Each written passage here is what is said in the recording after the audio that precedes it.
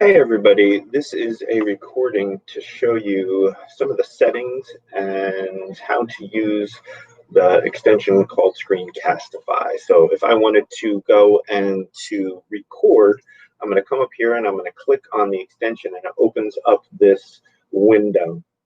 And some of the options are I can go and select a browser tab. That would mean that over here I have a tab. It would be one of those tabs within a browser, and it's just going to select one. It's going to select the one that you are in.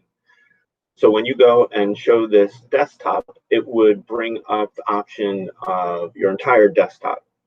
I can choose to embed my webcam or choose webcam only. So this is webcam only, and that's going to be a screenshot of me basically, and it's going to use my webcam. I can embed the webcam within either that desktop or that browser, so it'll be a little mini picture of me within there if I want. And you'll see that it asks you, it brings up another option here for using what kind of camera you wanted to use. Maybe you have a document cam, you could use that as well. And then if I wanted to select audio, I have different audios that I can select from. There are also options up here and in this menu. So if I come up here to the settings, you'll see that I can resize my tab and choose a lower resolution if I like.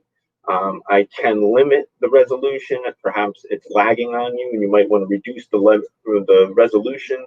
This is one way to do it. You can also change the frame rate.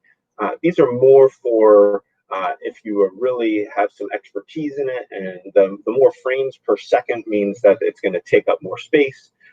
And then you can have it auto stop at a certain period of time if you want. And right now I have those off. If I come up to the top, you'll see that there are some other ones. This is for notifications.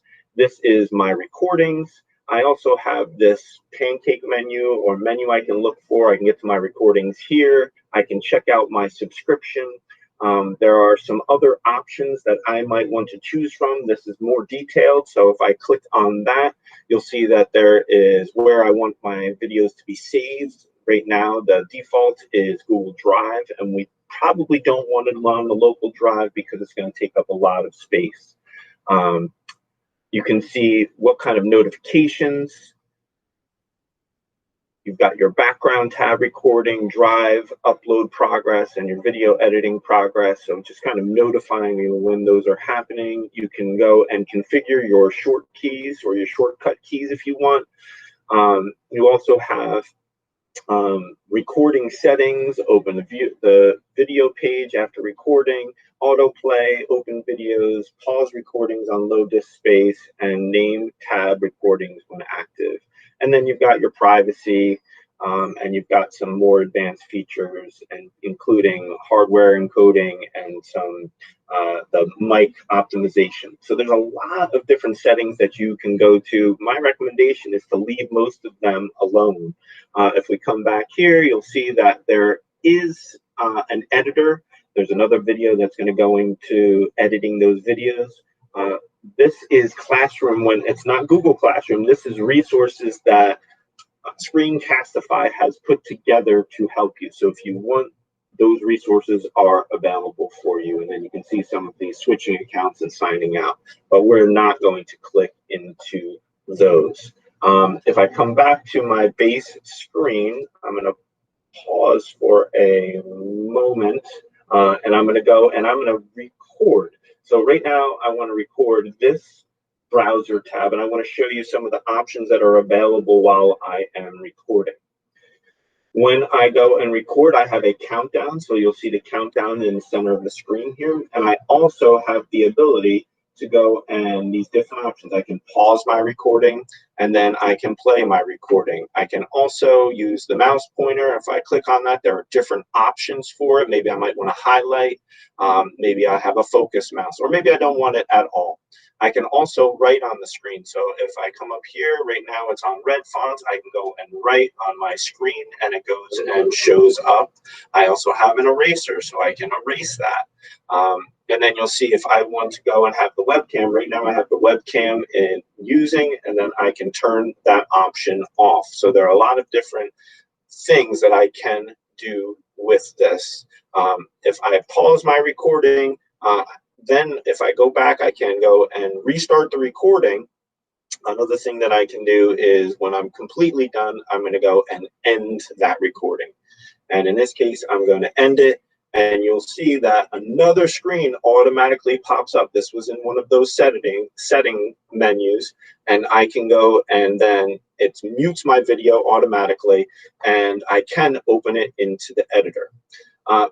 A great suggestion is always, now you'll see that this gave it the title of the Teacher Coach Hub, FRHSD teacher coaches, but I would want to retitle this to know what it was automatically. So click into there, rename that file so you know where it is.